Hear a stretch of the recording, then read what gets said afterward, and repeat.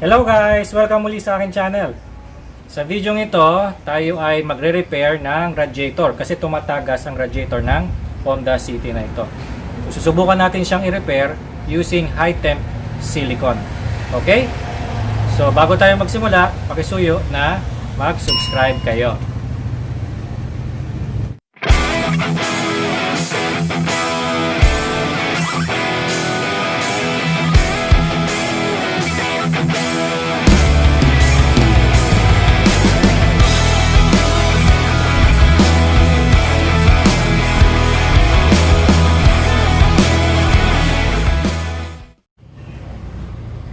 Okay guys, ito yung radiator ng Honda City. Ang problema nito ay naglilik siya sa buong mga gilid niya dun sa taas So dyan yung leak niya, pero hindi ko alam kung meron pa siyang leak dun sa baba. Pero wala namang tumatagas sa baba. So sa tingin ko dito lang sa taas ang leak niya So hindi tayo expert sa radiator, pero meron akong experience sa radiator namin dati. Dati namin sasakyan na Honda rin, kasi yung father ko merong Honda Civic dati, dito rin yung tagas niya sa taas. Ngayon ang gagawin nating solusyon dito ay lalagyan natin ng high temp silicone yan. So yun lang yung gagawin natin. So sana maayos natin siya So yan guys So meron siyang tubig. Diyan lang naman sa taas Kita nyo ba?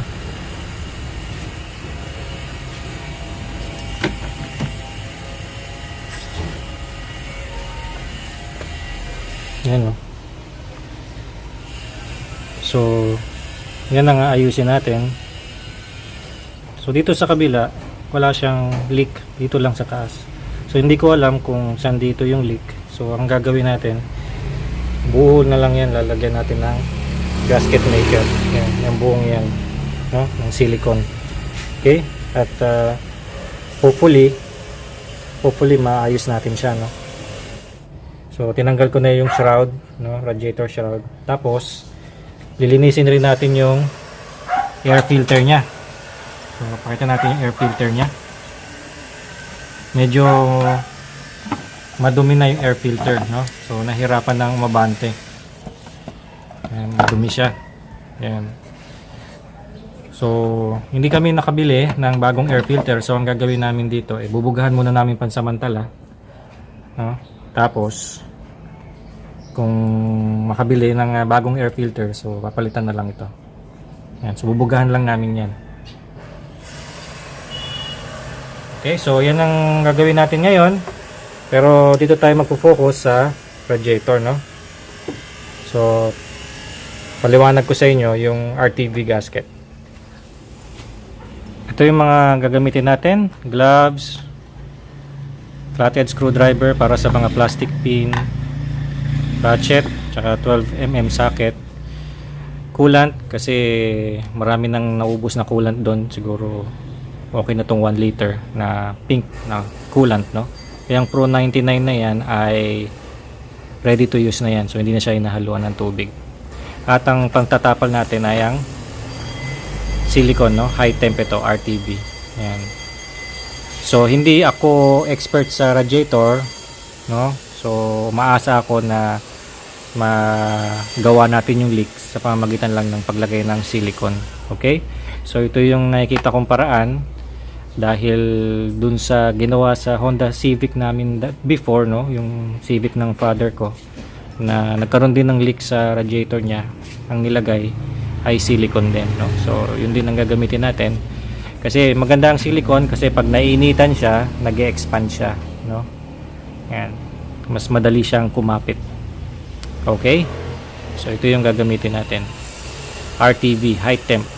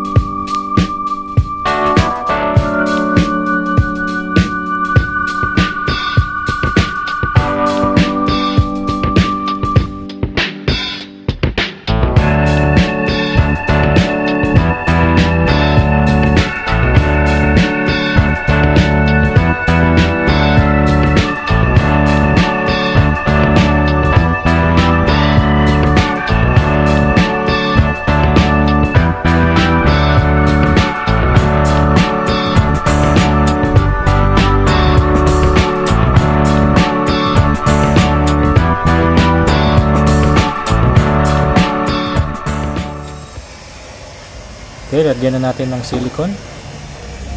Ayan, buong top ng radiator natin na tumatagas. So kung meron kayong ibang idea guys kung paano i-fix, no, repair yung tagas sa radiator, comment nyo sa baba. Gusto kong matuto rin mula sa inyo, ano.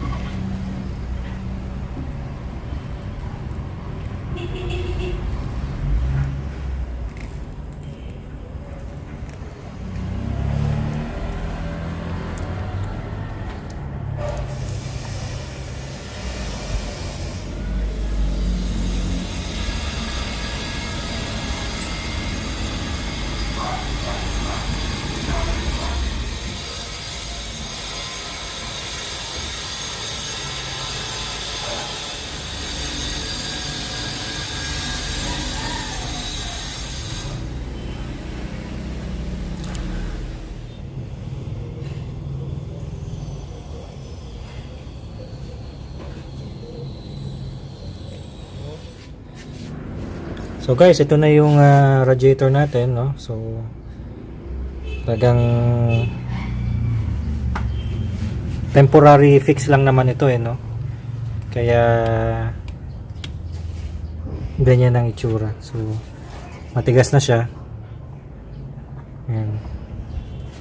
Kaya kung maglilik pa ito, sa tingin ko palitin na yung radiator. So pwede nyo gawin ito kung sakaling ang naglilik sa inyo ay dito rin sa taas, no?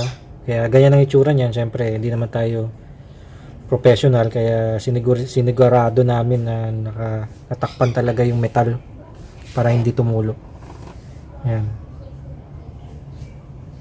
Kasi dito lang yung yung grabe. Yung grabe ang tagas.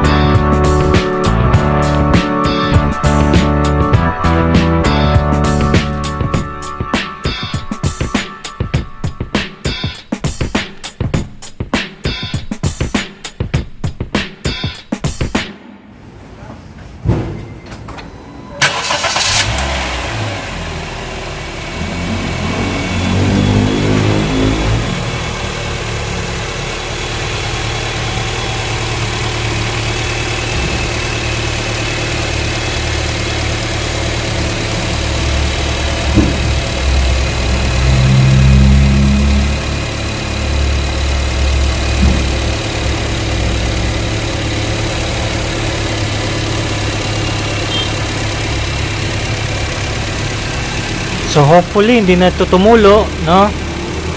So ito ay temporary fix lang, no? Okay guys, so ang isa sa pwede nyong gawin kapag tumutulo ang radiator ninyo dito sa parte na ito, ay lagyan siya ng silicone. Pero kung may ibang parte na butas na tumutulo, pwede nyong gamitan ng radiator stop leak yun, ano? Okay, so babalitaan ko kayo guys kung ano na ang progress nito, kung tumulo ba siya o naging maayos ba siya sa ating community tab, no? So doon ako magpo-post, baka picture na lang i-post ko doon. update dito sa radiator na ito, no? Okay? So, itong Honda City na ito yung ginawa natin ng pinalitan natin ng stabilizer link. So, ito rin yun, ano? So, kung nagustuhan ninyo ang video ito, no, natuto kayo, pakisuyo na i-like ito, mag-subscribe kayo, at ganun din, pakisuyo na i-click yung bell icon. Maraming salamat sa panonood. Sa ulitin.